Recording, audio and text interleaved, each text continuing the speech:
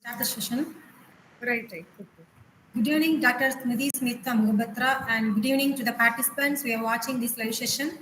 Welcome, ladies and gentlemen, to today's session on climate change and pastoralism. We gather here to delve into the significant challenges posed by climate change on pastoral communities and explore potential strategies to mitigate this impact. Pastoralism as a way of life has evolved over centuries with communities relying on livestock rearing for their livelihoods and cultural identity. Climate change is an urgent global concern that affects various sectors and pastoralism is no exception. Rising temperature, shifting rainfall patterns, increased frequency of extreme weather events, and ecological changes pose profound threats to the sustainability of pastoral systems. These changes disrupt traditional practices, affect grazing lands, and jeopardize the well-being of pastoralists and their animals. In this session, we aim to foster a comprehensive understanding of the intricate relationship between climate change and pastoralism. We will explore the various challenges faced by pastoral communities worldwide and examine the strategies they employ to adapt and build resilience in the face of changing climatic conditions. Before we start Dr. Srimati Smita Mogabatra session, I would like to give some short introduction about her. Dr. Smriti Smita Mogabatra is a veterinarian with PhD in veterinary psychology. She holds a BG certificate in agriculture policy from IGNOU and PG diploma in animal production laws from NALSA. She has worked as a veterinarian in different capacities as a practitioner, an educator, a consultant, and a researcher. Postdoctoral studies, she worked as a research fellow, Vergis Gurian Center of Excellence, IRMA, where she dealt with the research products on milk production and its management, cooperatives, indigenous people, pastoralism, and rural development. She was the principal researcher for the research project in IRMA on Multari pathologist in Kuch, Gujarat. She is a member of Research Group for South Asia. Pastoral Alliance, a passionate science writer, she has many awards and laurels to her credit, along with popular technical research articles and scientific abstracts in various animal husbandry magazines, websites, and national and international conferences. She has been included in the editorial board of various magazines. She is a peer reviewer for many scientific journals. She is a resource person for national dairy and poultry farmers training programs. She has been adjudged as a potential innovator by IIT Kharagpur and IGNOU NCITE. She is a strong advocate of animal welfare issues, agriculture policies, UN Sustainable Development Goals, and global climate change. At the end, I would like to introduce to the motto of Dr. Smriti Smita Mugabatra, preserving pastoral livelihoods and ecosystems in a changing climate. I would like to hand over the session to Dr. Smriti Smita Mugabatra, and also thanks a lot for joining us today, and over to you, ma'am. Thank you very much, Suganti. At the outset, I would like to thank Mastering Up and the team of Suganti who have given me this platform to share my work on climate change and pastoralism. And I welcome everyone on the YouTube channel and also on the Google Meet who have joined us here. So climate change and pastoralism is a very new concept that I probably never studied when I was into my graduation days in veterinary science. So coming from the eastern region of the country from Odisha, pastoralism is a new aspect that I discovered 2 years ago. And since pastoralism in India, if we are talking about today, we will be going to different states where I'll be sharing my own experience. So I just hope you enjoy our today's session. So as you see that climate change is a serious threat now, and the unevenness of the rain or the extended summer has actually resulted in the decline of the productivity of the livestock, not just in our country but also the whole world. And talking about climate change, it's absolutely a consequence of the escalating average surface temperature and the increased sea levels. But yes, when I'm talking about the pastoralists who have actually contributed least to the climate change, but they are actually suffering the most from its adverse effects. Therefore, it is very, very important that we need to protect this pastoral living community and also their indigenous pastoral livestock. Therefore, it's very, very essential to strengthen the livestock, their welfare, and climate policies, which is actually the need of the hour. And this is from a review paper that we had written recently, where we had talked how it is actually climate the deleterious effects of climate change is actually reducing the productivity, the reproductive efficiency, and the life and the mortality in the animals. Now, talking about the sustainable development goals, as you are aware that United Nations has actually laid down 17 sustainable development goals, which is necessary to transform our world. So in that case, if we see, these have been laid down to reach these goals by 2030. And out of them, which actually bothers us is nothing but the climate action, which is this 13th sustainable development goal. Now, if we are talking about pastoralism, we can say there are overall 1 billion animals which are actually herded by the pastoralists throughout the world. And if we look at the pastoralists, they're actually living in the drylands, the highlands, the wetlands, and the shrublands, and in the mountainous region where there is absolute crop failure and where crop production is very, very difficult. Or maybe crop production is actually specifically limited to a particular season. But if we see that the pastoralists are the one, they are actually helping to improve the health of the rangelands through improving the soil fertility through their livestock. They are also the keeper of the genes because they are conserving the biodiversity amongst the livestock. They are the ones who are able to predict and manage the forest fires that are happening, and that is how through their livestock they are able to accelerate the nutrient cycling in the soil. So now that the world is grappling through the crisis, there are six crises that the world is grappling through, which is food scarcity, as we are talking about the UN Sustainable Development Goals. Then there is health. There is health crisis that like we saw COVID 2 years ago. Then we have unemployment everywhere, and there is climate crisis that we are facing right now. There is lack of peace in the whole world and energy crisis. So pastoralism is going to be the only solution to put an end to all this crisis across the globe, because pastoralists are the custodians of the biodiversity which is there present across the globe now. Now, if we go to the basics of pastoralism, I'm sure a lot of people would have come across different terminologies like what is pastoralism, or what is migration, or what is nomadism. So we'll be going through one by one. So I can say that pastoralism is actually it's a form of animal husbandry, where all the livestock, be it the yak, the llama, the camels, the cattle, sheep, goat, they are released onto the last large pastures by the nomadic people who actually move around with their own herd. So if you see, pastoralists are of two types. One is mobile pastoralism and the other one is sedentary pastoralism. Now, when I'm talking about nomadism, that is actually a way of life, but pastoralism is a form of animal husbandry. So that's the difference between the two words, which absolutely look very close like synonyms. Now, transhumance is how? Transhumance is actually the seasonal movement of the livestock between the mountains. For examples, the Gujar and the Bakarwal community who are in the lower aspect of the Jammu, they move beyond the Pir Panjal of the Greater Himalayas. So they are moving between the mountains and the lowland pastures, along with the company of the animals and the owners, where they're actually moving between two different seasonal pastures across this particular region. So they are actually the Himalayan pastoralists who are into transhumance movement. Now, what is migration? Migration is non-cyclic.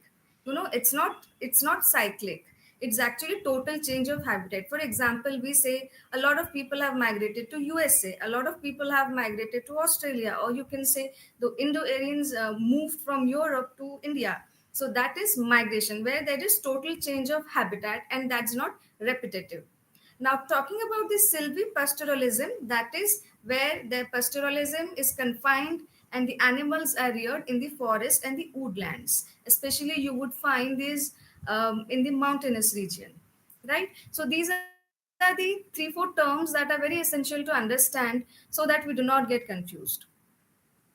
Now we'll focus on the pastoralism scenario in our country. So now, as I said, I come from a place where I had only studied about the definition of maybe nomads in my geography books, in my geography textbooks in schools, where I used to hear about the Bedouins or the Banjaras. So if we are getting close or getting diving into this particular topic, so I'll say that pastorals are actually present in 3 regions of our country.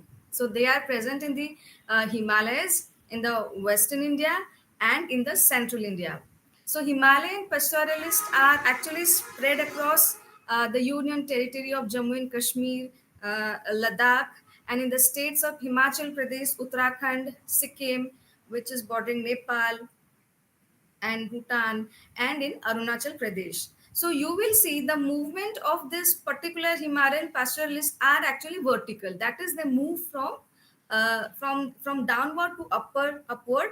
For example, they move from the lower Jammu region to the higher Peer Panjal areas. Beyond that, in the Greater Himalayas, and again they move from the Greater Himalayas to the Lesser Himalayas whenever, as according to the season. And the amongst them, the very prominent, the dominant communities of Himalayan pastoralists, as you have ever heard, is the Gujar and the Bakarwals, the who are present in Jammu and Kashmir Union Territory, the Bangujars, who are actually spread across Uttarakhand, the Gadi, the Bhutia, and Changpa, who are present in the Himachal Pradesh region, and Sherpa and Brokpa, who are in the Arunachal Pradesh. So these are the prominent, pastoralist communities who are basically into sheep, goat, and yak herding. And you will find these people, migrating in and out of the states. Inside the states they move, and also in between the states they move. So if we go from the Himalayas to our Western India, you will see that they have horizontal movement. So when I say horizontal movement, I say that the pastoralists are actually moving from Kutch towards Madhya Pradesh, or towards Chhattisgarh, or towards Maharashtra. So you will find this particular group of Rabadis, Bharwads, who are in Gujarat, who are in Kutch region, in Saurashtra region of Gujarat, and Jat and Fakirans are usually the camel herders you will find in Kutch, and Bani Maldharis, who actually rear the Bani buffaloes, the Raikyas, who rear the camels in the Rajasthan region, and Dhangar, who are present in the Maharashtra region, who keep moving from the plateau of the Deccan Plateau towards the Konkani forest, and again from Konkani forest they come back to the plateau region in Maharashtra. So these are the very popular communities of pastoralists who actually rear the cow, buffalo, sheep, goat, and they keep moving in between and within their own state. Now, if we talk about the pastoralism in Deccan Plateau, they are spread across in states like Madhya Pradesh, Andhra Pradesh, Karnataka, and Tamil Nadu. And if you look at them, they migrate in between the districts. It is interdistrict and within the district, and they are usually keeping the sheep, goat, buffalo, and cows. So the very popular communities, as I talked about, are Kanet, Kuruma, which is in Telangana, the Lambda, the Golas, and the Konar in Tamil Nadu, who are keeping the Malai Madhu cattle.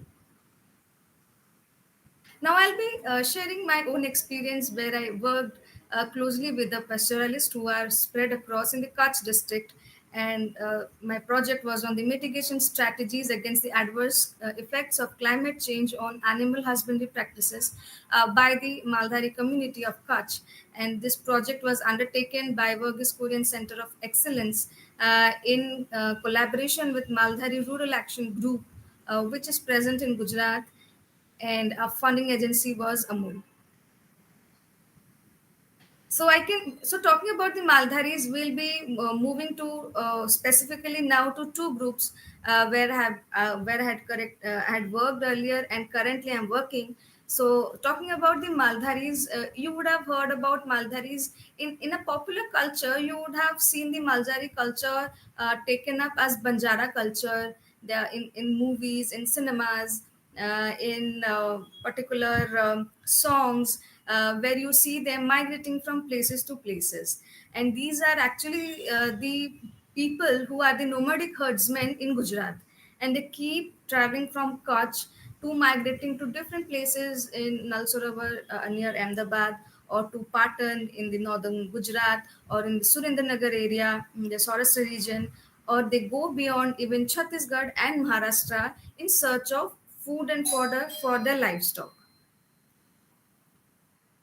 Now, if we talk about uh, the place where we undertook our study, we actually covered 5 blocks and we visited 6 blocks in Kutch. Now, Kutch is the largest district in the country, and there's a peculiarity of this place. It is that it is bounded by the Gulf of Kutch, by the Arabian Sea. While it has wetlands, while it has mangrove plantation, it is bounded by the Greater Run of Kutch, and also by the White Run, and also it is protected by the rivers in the eastern region.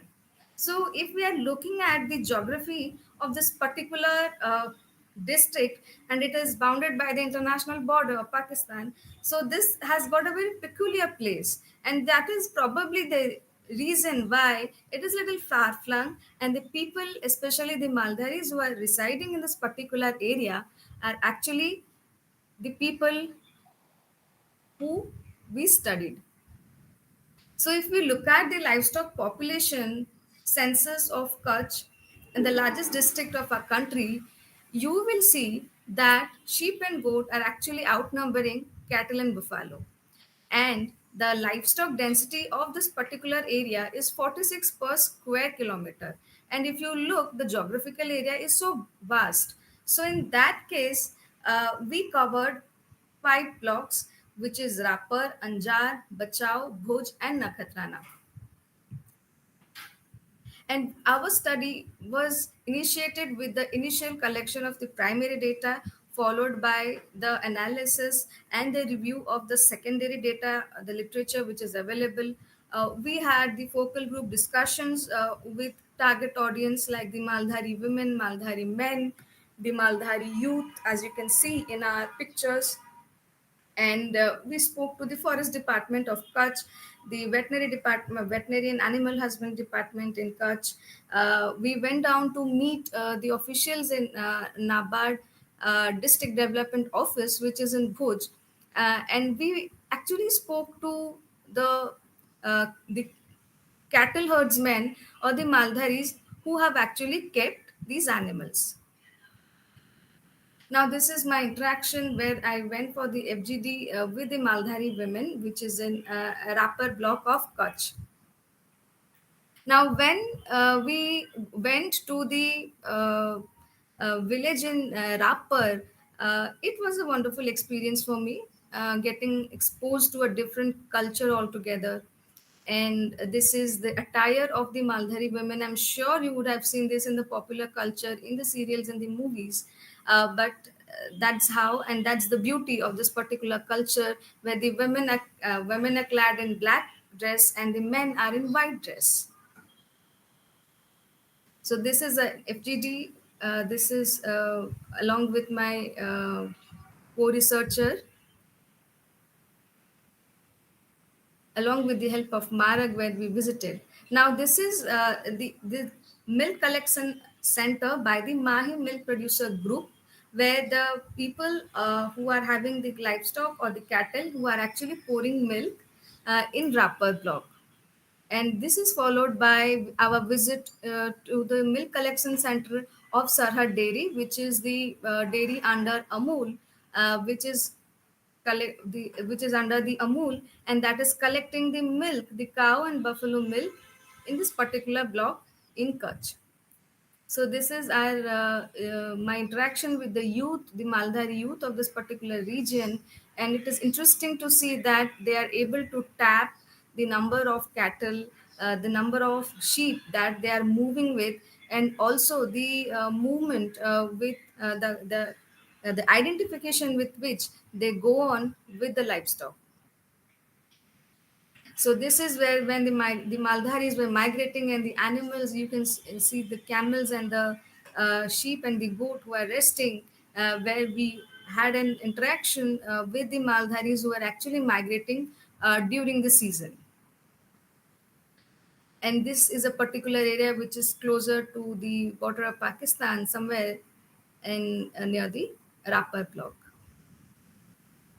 Now, if you're looking at the livestock, the pastoral livestock breeds in Kutch, you see that Kankrej and Gir are the cow breeds, and the Jafrabadi and the Bunny buffaloes are concentrated around the Bhuj region of the Kutch. Now, the sheep breeds are the Patanwadi and Dumas, and Marwadi is a very specific, peculiar breed which moves with the Maldharis, and that is quite, is very resilient to the drought conditions during the seasonal migration.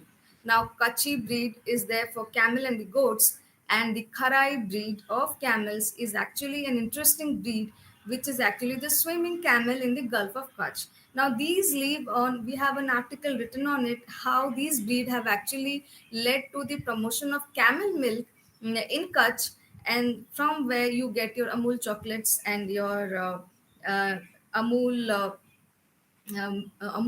camel milk and different sorts of camel dairy products. Now, Halari donkey is a very, it's like an endangered species, and the price of the donkey milk, initially has gone up so high. So you can say it has gone in thousands. The Halari donkey milk, because it's a very endangered species now, and a lot of effort is being going on in Saurashtra region, in Jamnagar region, where Halari donkey is actually being kind of protected. And the Kachi Sindhi are the horses which are moving with the Maldharis whenever they are migrating from one place to another, where they carry the load and the luggage via the camels and the horses. Now, you can see a Kharai camel over here, where we could see was actually being reared by a Fakir and Ijat. That's a community of the Maldhari. And you can see the camel milk producers who actually had come down to drop the poor milk in the Nakhatana block. And these are the some of them are the award-winning dairy producers from Gujarat. And this is a time in the early morning when we had gone down to the milk collection centers. So there are 4 milk collection centers under Amul in this particular district, especially the camel milk collection centers. And then we went down to visit the Sarhad dairy, where the camel milk is being processed, and that is being taken down to produce the camel chocolate, the camel flavored milk, and other dairy products from the camel milk. Now, if we are talking about the traditional animal husbandry practices of the Maldhari breeds, we got to know that Maldharis themselves have actually developed their own indigenous traditional knowledge. And with time, they have been able to achieve that sustainability without, affecting anything. So they are able to achieve the economic efficiency, and that has never disturbed the sustainability of their pastoralist system that they have taken down from generations and generations.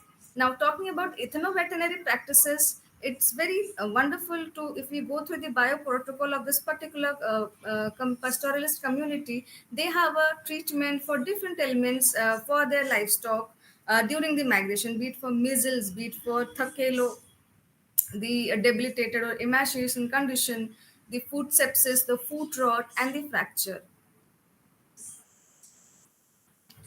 So we found in our survey, in a primary survey, that there are different groups of Maldharis who actually travel from 1 to 4 months. Some they go for 5 to 8 months of migration, or some go for 9 to 10 months. And maximum of them, 59% of them, they actually move from 5 to 8 months during the seasonal migration. And during this migration, they prefer to carry sheep and goat during the travel along with camel, because that's very easy and convenient for them. And they can the sheep and goat, they can actually browse and they can sustain themselves with the vegetation that comes across the migratory routes. Now, when we are talking about climate change, we cannot ignore climatology. And when I'm talking about climatology, it is actually the average rainfall we need to take into consideration for past 30 years. So if you look at the data of 117 years of the rainfall in Saurashtra and Kutch region in Gujarat, you would interestingly see the rainfall has actually increased. The average rainfall has increased, and but that's not sufficient enough for the Maldharis to feed their livestock with water and food. But yes, it's a wonderful change that has been seen in Kutch and in Gujarat. So this is where we went down to Sarhad Dairy. This is a feed processing plant which is there in Anjar. And since we are, I'm sure a lot of people who are not even aware that there's a climate change fund which is given by NABARD. And so we made it a point that since we are working on this particular theme, so we went down to meet Neeraj Kumar Singh sir, who's the district development manager in the NABARD District Development Office, which is in Bhuj, and we could speak about the different developmental activities relating to animal husbandry for the Maldari community in this particular district. Okay, so that was our study on Maldharis who were in Kutch. Now, talking about our study on Maldharis who have migrated from Kutch to Nal Sarovar. Now, Nal Sarovar is an interesting place. I'm sure a lot of wildlife lovers or the bird watchers who are listening to us, I'm sure they would have known that that Nal Sarovar is an only bird sanctuary in this particular in a country that allows boating. And you would see the people who are catering to tourism in this particular region are actually the Maldharis who have moved with their buffalo sheep, and they have settled in Nalsarovar in Sanand block, which is close to Ahmedabad, for the sustainable livelihood. So when I visited with Dr. Cynthia, who was actually a postdoctoral researcher during that time, we went down to interact. We had a GD with them, and we realized that these women are actually trying, have brought down their buffaloes because Nal Sarovar has turned into a lake of opportunities where they are able, the animals, the buffaloes that they have brought down are able to have water from this particular area, as you can see. And the women are able to prepare their food, and they're able to cater to the tourists who are visiting Nal Sarovar, especially in the tourist season, be it little rainy, and during the winter season. And if you see that this particular place has also become a destination for bridal photo shoots, picnic spots, and which is why this is the traditional thali, Maldari thali, that is being given by, which has rotlo, bajra rotlo, and different other stuffs, lesun chutney. There is Safed Makkan, which is actually being prepared by these women, and they themselves are able to cater themselves, and their livestock are actually getting feed and fodder and water from this particular lake, which is Nal Sarovar. And interestingly, the men of this community have turned into boatsmen. They are taking people around boating. They're into fishing, and that is how they have been able to sustain themselves with the lake which is there closer to Ahmedabad.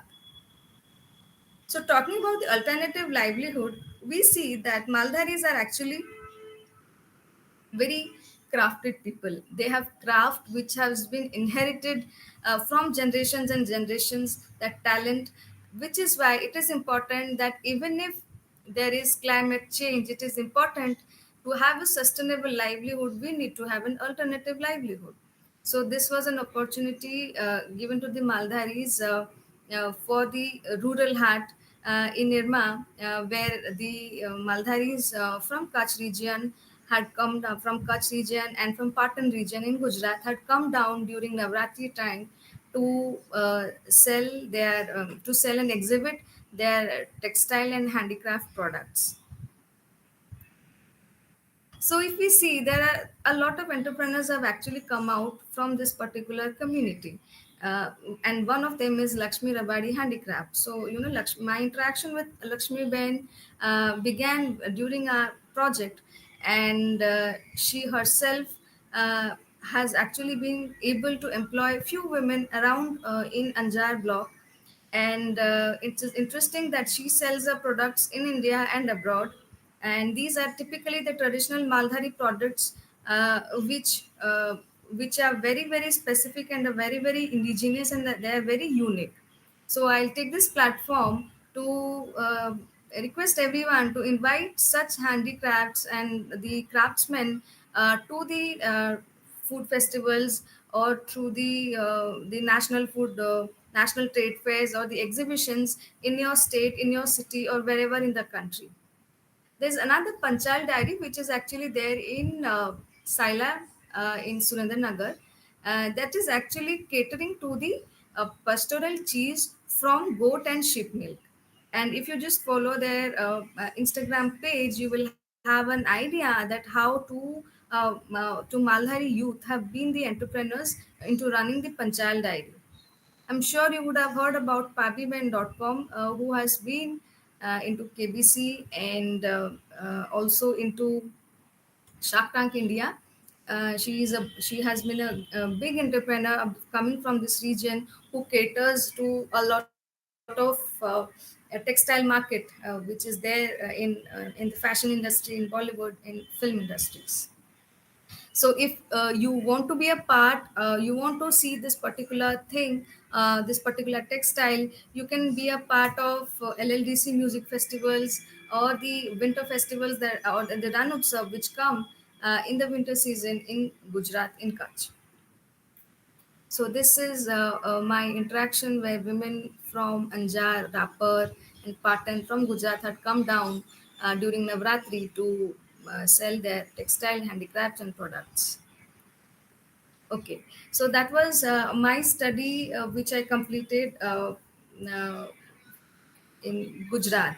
So having moved to Jammu, so my current study is actually on Gujjar and Bakarwal tribes in the Union Territory of Jammu and Kashmir. I'm sure you would have heard a lot about this community, but it's believed that Gujars had actually migrated from Gujarat, Rajasthan, and they had actually gone down to settle down in Jammu and Kashmir. So the Gujars are actually the large ruminant animal keepers, and they are basically the milk producers, or the buffalo milk producers, I can say, in Jammu region. And Bakarwals, as the name suggests, it is actually the name of Bakar means sheep, and the Wal means the keepers. So these are basically the sheep and goat herdsmen. Now, if we look at the cattle and buffalo breeds which are there in the Union Territory of Jammu and Kashmir, they are actually Haryana and Sahiwal breeds. It is interesting to know that the indigenous breeds of India have actually developed around the pastoralist community. So, if we look at the pastoralist breed in our country, you will see that these breeds have actually developed around the pastoralist communities. Now, if I'm talking about the bunny buffaloes in Gujarat, so this was actually registered by the Maldharis of the particular near the bunny grasslands, and they have registered the name in the National Bureau of Animal Genetic Research, which is in Karnal. They have got this particular livestock registered under the cattle breed. Now, as we know that sheep breeds are very prominent in the mountainous Himalayan regions of Jammu and Kashmir. That's very important to know that they have actually different apparel and superior carpet type of wool breeds. So that's very common to see the beautiful wool that comes from this region, and these breeds are the Kashmir Merino, Gaddi, the Rampur Busher, the Bakarwal, the Punchi, and the Kanna and the Guraj. And if you're looking at the goat, the Pashmina breed of shawl that comes from this particular breed of goat. And it is interesting to know that pastoralist community provide milk and meat to the mainstream industry, and they are the ones who are actually adding to the economy of a country or of a particular state, or through the wool or the hair that is there in the particular livestock that comes from the particular livestock. So food plot is a very common element which is seen during the seasonal migration. So currently, with my interaction with some of the tribal researchers who are working on the Gujars and Bakarwals, it's very sad to know that with this rainfall, so few of them have lost their lives during the migration, because sometimes landslides are there, the animals, the roads are blocked, the animals are not able to get food, they become wet. So these are some of the problems that are faced by this particular Gujar and Bakarwal communities in the state. And and you won't believe, these are the third largest minority in Jammu and Kashmir after the Kashmiri and the Dogra people in the Union Territory of Jammu and Kashmir. Yes, that's interesting to know that they have their own ethnoveterinary practices to cure through different herbs that they have actually identified on their way, on their migratory routes across different mountains, so that they're able to cure their own hurt. Yes, of course, with the efforts of dairy cooperatives in Jammu and Kashmir, there are more than 500 milk cooperatives which have been given market access, which has actually given market access to the dairy farmers of the valley. But still, there's a need for the sale of milk and wool from the grazing sheep or through the browsing routes, and that can only happen through the off farm and the producer companies, through different funding agencies that can give the Bakarwal youth some job opportunities and employment scenario. So, during my current study, I had this opportunity to visit Dr. Masood Chaudhary Tribal Museum, which comes under the Gujar Cultural and Research Center. This is actually an initiative by the Gujar Dres Charitable Trust, which is in Jammu. So here you can see the attire, which is quite different from the ones that Maldhari were. So this is like the typical attire which is used by the particular Gujar community that you can see over here. So that's very wonderful to see a charitable trust that has taken up this initiative to document and turn this particular community's attire and different other cultural aspect of theirs into a museum for tourism. And I would invite people to visit in whenever they are in the city. So apart from all this, we made it a point that we need to have a workshop on climate change through ensuring sustainable livelihood of Maldaris through dairying.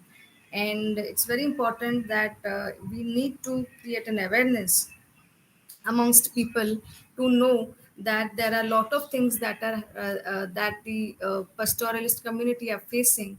And this was a very learning experience for me, which was organized by the South Asia Pastoral Association, the Alliance, of which I'm a member of the resource group.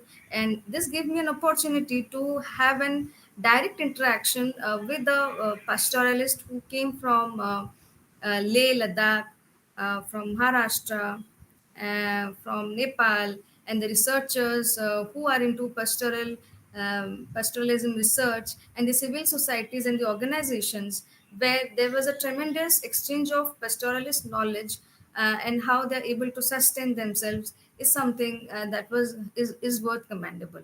So I had this interaction with, if you can see the one in blue shirt, his name is Norbu, and he's from Leh, Ladakh, and he shared his experience of how it was a difficult for him. He's actually a yak herder, and he's a student of Sonam Wangchu. And sadly, it became very difficult for him to largely depend on yak herding, because when he tried using the to prepare yak cheese, it became very difficult. It became a failure because the climatic condition in Leh to prepare cheese is very difficult. So now he has become an entrepreneur of preparing tents from the yak hide or the yak skin in Leh Ladakh. So I'm sure if you go around visiting Leh Ladakh, which is a very famous tourist spot, you also keep interacting with the pastoralist that you find in this particular area. We also had a researcher who came from Central Asia, which is in Kazakhstan, where they talked about how the pastoralist community are sustaining themselves with the effects of climate change in this particular region. Now, if you're talking about the pastoralism in popular culture, we must understand that the United Nations General Assembly has declared 2026 as the International Year for Rangelands and Pastoralists. And as I told, that climate action is one of the 17th, which is the 13th United Nations Sustainable Development Goal. It is important that we take care of the pastoralist so that the adverse effect of the climate change is minimized on this particular community. Now, as I talked about the South Asia Pastoral Alliance, so this is an alliance between India, the pastoralists of India, Nepal, Bhutan, and Afghanistan, and pastoralists of Bangladesh are also being invited. So this is actually an alliance which has been promoting pastoralism through different workshops amongst the researcher community, the civil societies, the Maldharis and the pastoralists themselves, so that it's a communion and a lot of activities can be carried out, keeping 2026 in the view in the year. And if you go to the Food and Agriculture Organization under United Nations, they have started a pastoralist knowledge hub, and that is actually an initiative.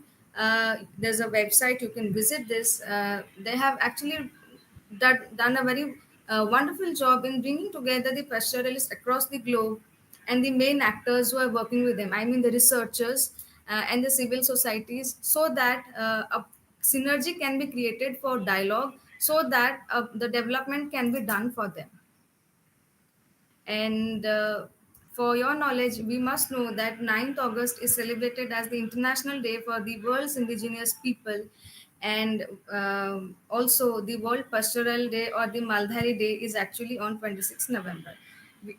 We, when we celebrate World Milk Day, and these people are actually synonymous to the milk production, be it through this sheep milk or the goat milk or the camel milk, but they are. And the next year has been declared as the International Year for Camelids. And though we have camels in a dryland region, but in countries like South America, where there are llamas, alpacas, vicuna, and guanas, these are actually the source of income for the pastoralist in those continents, in the dry land region and the mountain region, in Central Asia and also in South American continent, where these are actually taking care of the milk and meat and the hair production in their country. It's not just the sheep of the desert, but actually it's a main important animal which is being taken care by the pastoralists in those particular region. Now, if we're talking about pastoralism, as I spoke, that we never had it in our curriculum, but thanks to NCRT, that this has now come in as a chapter of pastoralism in modern world in history book of class 9. So as you go from our session today, you can go around checking out some of the new things that you can learn from there. Also, apart from that, we there's a special short course on pastoral and uncertainty, which comes under the Pastres program under the International Development Studies under University of Sussex at UK. There's a mass open learning course on pastoralism in development by IIED. And if you Google Center for Pastoralism, which is in India, they also come up with different editions of Pastoral Times where they talk about the success of a pastoral youth. They talk about the food habits, the cultural exchanges, and that's very unique to read. Now, what are the initiatives that have been taken in India for pastoralism? Now, if we talk about that, we have civil societies, we have NGOs such as the Center for Pastoralism, Sehjivan, and Marag, which are in eastern Kutch, Gujarat, those who are doing wonderful work in for the pastoralist. And it is great to know that the government of India has actually taken a decision to include the pastoral census as part of the national livestock census. And a pastoral cell has been initiated within the Ministry of Fishery, Animal Husbandry and Dairying to focus on their issues, be it the Gujar, the Maldharis, the Bharwads, or the Changpas, the all the community with different diversity which are there in our country. So the government has actually started exploring the extensive livestock production system and the schemes and the programs within the National Livestock Mission that will fit to this particular community as per their area. So National Mission on Indigenous Wool, the coarse wool, the carpet wool, which has been produced in a country is more. So that it's important that that is channelized through this particular mission. Now, institutional platforms are being created for marketing of the non-bovine milk, as I talk, like sheep, goat, donkey, and yak. And it's been told that Aadhaar card identity is given to the pastoralist population so that there's a ease of doing business in the particular pastoral dairy landscape. Now, what is the way forward? So, we talked about the pastoralist in Gujarat and also in Jammu and Kashmir. The way forward is that we have ICAR research institutes, which are specifically the National Research Centers for Camel, which is in Bikaner. We have research center in Mathura for goats, and we have for sheep and wool research center, which is there in Ambikanagar in Rajasthan. But yes, there has been a tremendous demand from the pastoralist community to include goat and sheep milk into the main cooperative milk system. But yes, there's also an alternative where we can come up to form the producer companies with the aid of agencies and banks like NABARD, who can help you form the producer companies. So it is important that we have gone down already into smart dairying for large animals so that we can also help create the fodder cultivation programs for the small ruminants. Now, you will see that most of the pastoralists who are there spread across our country, especially in western and northern India, they are actually in the far-flung border areas who are actually bordering the our neighboring countries. So market linkage is a problem because I remember visiting Kutch where the first bus in a village used to come at early in the morning, and that used to be the same last bus that drops people in the evening. So market linkage is very very important, and brand marketing of milk of ruminants and camel has to be there because camel milk is believed to have treated people with autism, help them come out from different other health issues.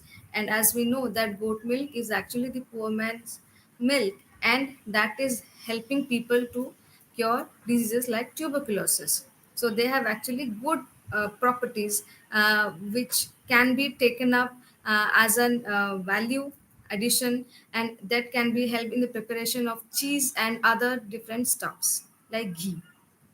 Now it's important that whenever the pastorals they travel migrate from different place to place, they actually they might be regarded as nuisance for some people, but they're actually helping in the nutrient cycle of the soil, and their dung is can be used actually as a commercial organic fertilizer. It is important to restore the pastoralist artwork, like we saw that's a museum that has come up in Jammu.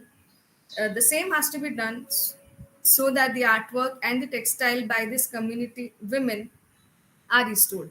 And I must tell, women and children are very vulnerable whenever there is a seasonal migration, because there's lack of security, there's theft, there are natural disasters. So all these things have to be taken care of. And the sheep and wool and the goat hair and fur marketing can be done through separate state husbandry departments. Like we have one in Bushil, which is in Gujarat, and we have sheep husbandry department under the Union Territory of Jammu and Kashmir.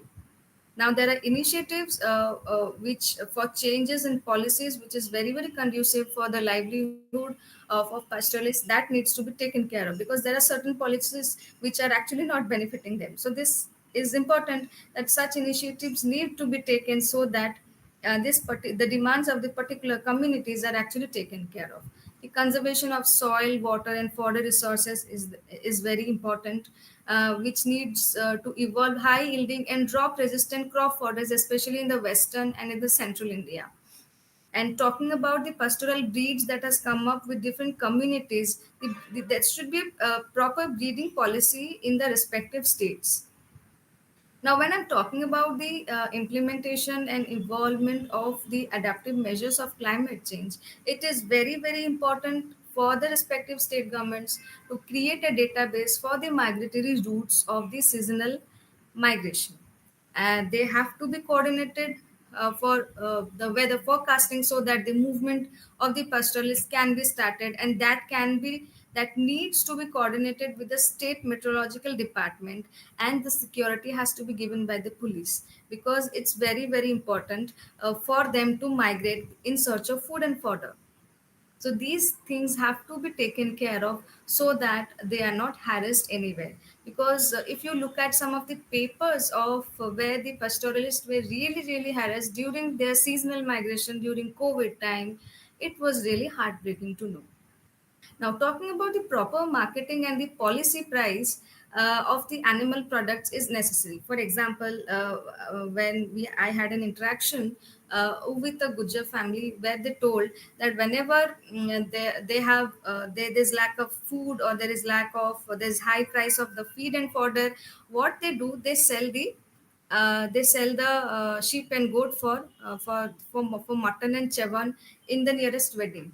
Or the Maldharis, they sell their milk at a very lower price in the nearby restaurant whenever they are seasonally migrating. So what they do, they are actually being exploited by the private owners with a very cheaper price, and they don't get the particular benefiting price for their products. Therefore, it is very important that the animals who are traveling with the pastoralist community needs to be ensured in case of theft, in case of accidents, or in case of any natural disaster that comes on the way during the seasonal migration.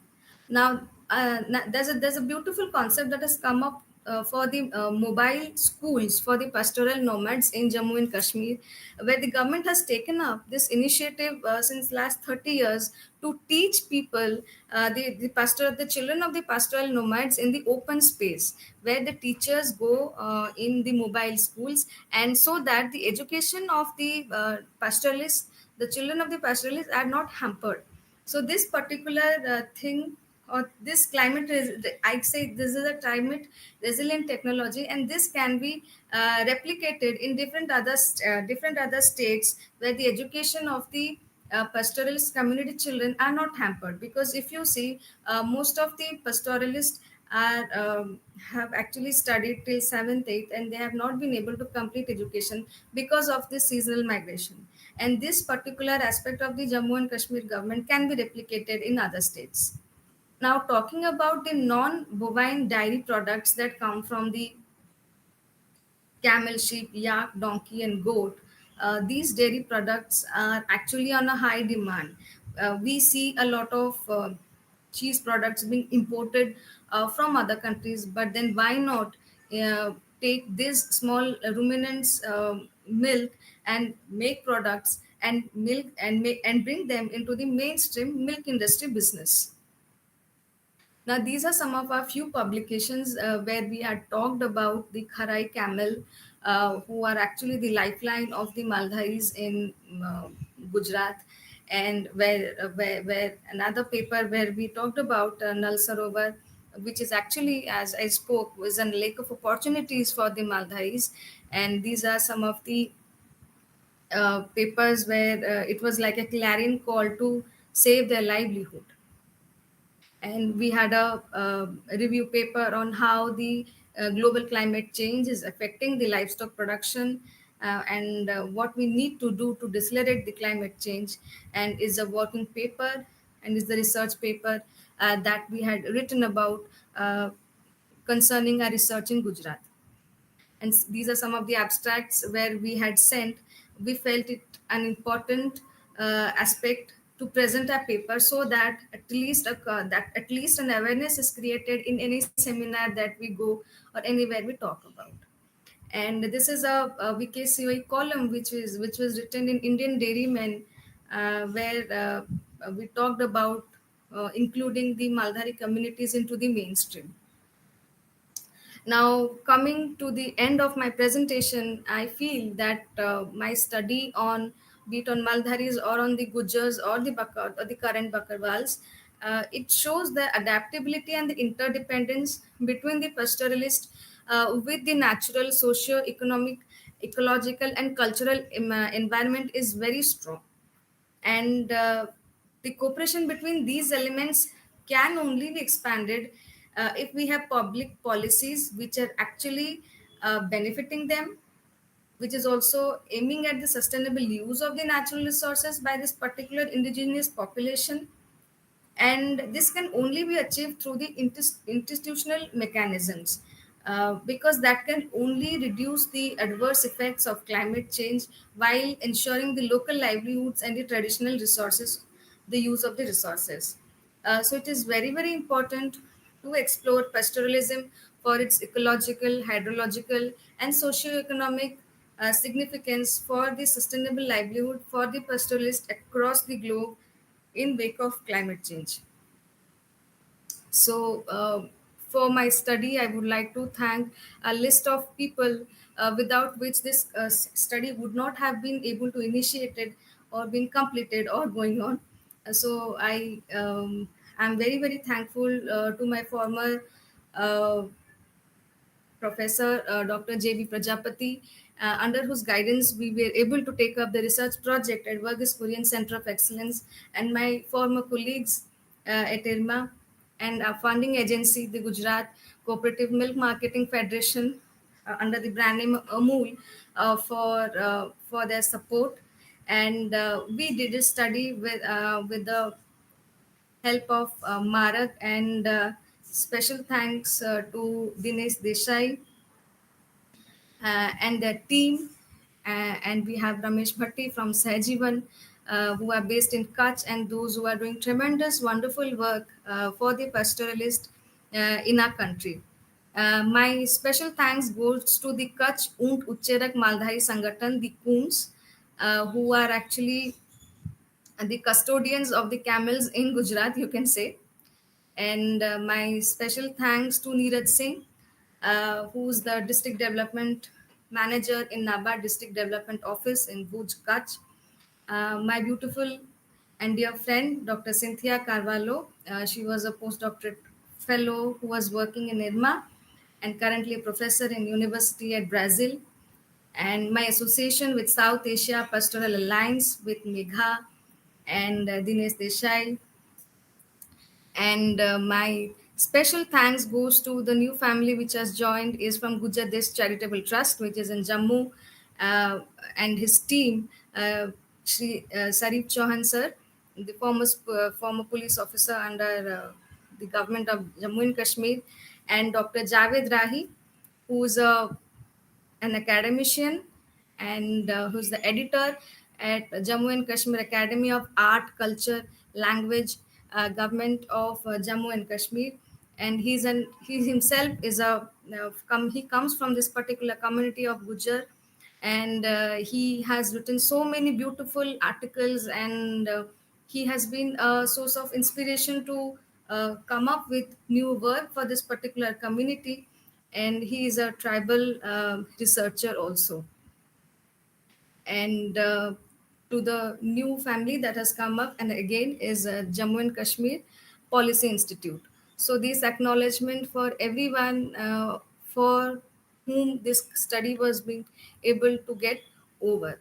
So I just feel that I have been able to create at least some awareness amongst you people, so that we can do some at least within our own community. So thank you very much. And this is a picture during our research time at Nal Sarovar, and that's Dr. Cynthia. Thank you so much. Thank you, Mastering Up, for this opportunity to speak on climate change and pastoralism. Thank you. So thank you for the presentation, ma'am. Ma'am, I have some questions here. Yes. So, what are the long-term implications of climate change on the migration patterns of pastoral communities and their livestock? The long term changes, as I spoke in the way forward, is that we need to adopt the climate resilient technology. For example, since climate change is very abrupt, just to take care of abrupt things, let us start with the small term goals. For example, if the pastoralists are migrating from one place to another, the first that needs to start is with the weather forecasting. Because if we are able to forecast the weather condition of a particular region while the pastoralists are migrating during this particular season, a lot of things can be taken care of, a lot of loss can be taken care of, the food and fodder can be taken care of during their migration, during their journey. And a lot of public policies need to be targeted, and they have to be conducive for them. Though we have schemes in the National Livestock Mission, but a lot of things have to be conducive for the pastoralist, and that will depend on states to state, because the policy which is there in Jammu and Kashmir cannot be adopted in Gujarat. Though of course the communities have their own demands, but then the long term can be taken care of if the short term goals are actually are met. Okay, thank you, ma'am. How can traditional knowledge and indigenous practices of pastoral communities to be integrated into climate change adaptation and mitigation strategies? Okay, so whenever we were trying to document the ethno-veterinary practices of I can talk about the Maldhari community, we came across some of the things which are very general, but they're also very scientific. For example, in the treatment of a fracture, or during the treatment of the measles, where they were using particular herbs like parbatre. They were using different small herbs that are there during that are grown during their seasonal migration. Those things were actually put into mixed into proportions, and then they were used. And of course you would find that these animals are actually very hardy.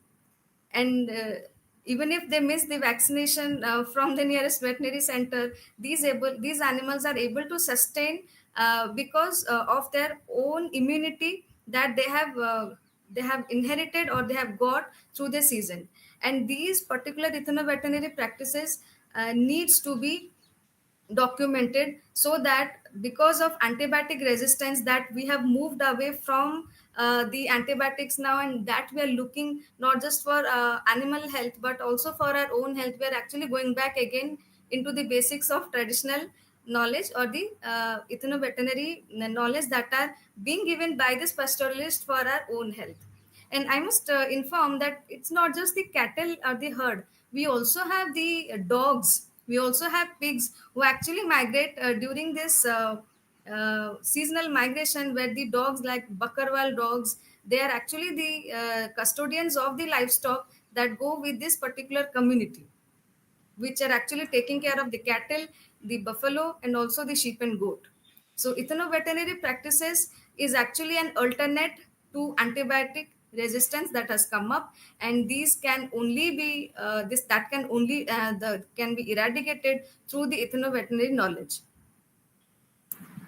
Yeah, okay, thank you, ma'am. Ma'am, what role can ecosystem-based approaches play in supporting the resilience of pastoral systems in the face of climate change? Okay. So if we are talking about the ecosystem, the first is the forest, the soil, the water resources. These all things that we have actually polluted is a big problem. For someone who carries water in a water scarcity area in Rajasthan and Gujarat will understand the importance of water, but someone living in a city and wasting water will never understand. So if we want to keep our ecosystem neat and clean, we need to keep it away from garbages so that the livestock which is moving when they're crossing cities, they are not eating the plastic. They're not eating the plastic, so that in that case we do not have lot of fertilizers which are given in the soil, because when the maldaris or the pastoralists move, the manure from these particular animals is actually being utilized as the organic fertilizer. So that actually nutrient enrichment that happens in this particular area when these people are moving is actually benefiting the people in the ecosystem who are into agriculture, and that is also benefiting the Maldaris through their animal, because in return of that manure they are getting rice, they are getting fodder from the farmer to whom they deliver this manure.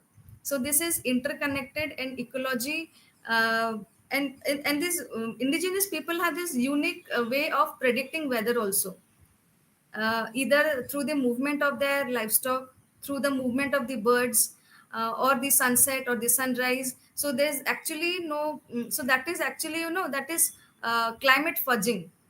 That is climate fudging. They're able to predict something actual before any prediction that is given by somebody else, and that has been built through years of experience. So this ecosystem, the movement, the dependence on the ecosystem can be achieved through this. Okay, thank you, ma'am. Ma'am, how can innovative technologies such as remote sensing, data analytics, and precision agriculture be harnessed to enhance the climate resilience and sustainable productivity in pastoralism? Right. So remote sensing is a new term that has come up, and only through remote sensing we are able to predict the fodder production. So if we are aware that Amul has taken up a project with ISRO now, so they are into forecasting in what weather there is rain, so that there is no crop failure, or in what climatic condition can the particular pastoralist community can move, so that they are actually resistant and they are not harmed. So it is very important that the geosensing or this particular artificial intelligence come into picture, because everybody is tech savvy. So if you see a pastoralist also, they are moving with mobile, because everybody has a cell now. So in that case, where they are able to, it is important that we create apps so that their mobility is tabbed. Their mobility is tabbed, and through that way we can actually help in the smart technology that can help to mitigate at least the adverse effect of climate change for this particular community. And that can be also achieved through the now that we are moving, we also have the location in our mobile phones when we are moving. So that will help government to keep tab on the migratory routes, so that any adverse accidents can be avoided. Yeah, okay, thank you, ma'am. What are the potential economic impacts of climate change and pastoral communities, and what strategies can be employed to enhance their adaptive capacity and economic diversification? Right. So economic diversification can only happen if their products are sold. They have a market linkage. They have a proper market linkage. For example, we have, so the village where I visited in Kutch, as I said, the first bus comes at 6:30, and the last bus it's the same last bus which drops people at 5:30 in the evening. So for them, market linkage is important, because the middlemen who are there, they're actually exploiting this particular community. So in that case, the diversification can only happen if the milk from them, from that they have the sheep milk or the goat milk or the camel milk, the yak milk, which are not into the mainstream milk, dairy milk industry, if they are actually channelized, their products are actually sold in the markets, only then we can diversify the economy of this particular community. And if you see that these indigenous people have the tradition of creating handicraft, and different other things for themselves. But now with times, people have started selling it only as an alternative source of livelihood, because when the fodder is not available and the milk is not being sold, at least a product woven by the women of the pastoral women of that community will help them get some money for their livelihood. So diversification can be done if there is proper market linkage, there is proper awareness amongst people. So I will again take this opportunity to tell people that who are into fashion designing or into large scale management programs where they can invite for exhibitions, for fairs, to these pastoralist communities, so that they can come and exhibit their products, be it through food festivals where they have own traditional food festival that probably you and me would not have tasted. So these platforms will give them an opportunity to diversify their economy. Okay, okay. Thank you, ma'am. And how do gender dynamics within the pastoral communities intersect with climate change impacts? And what are the gender responsive approaches to address these challenges? Right. So women and children, they are the most vulnerable people in when a seasonal migration happens, because women are the ones who bear the brunt of a migration. Why?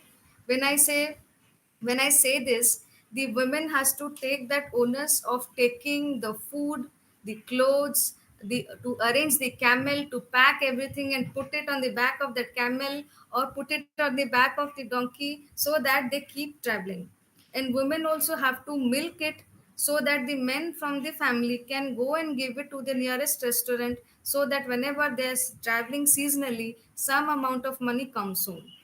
And also there is drudgery, there is theft, there are social insecurities that keeps happening whenever that goes on. But yes, women are they are the actual custodians, because if you go and talk about the ethno-veterinary practices, women are the ones who have actually discovered a lot of herbs that can cure a particular animal.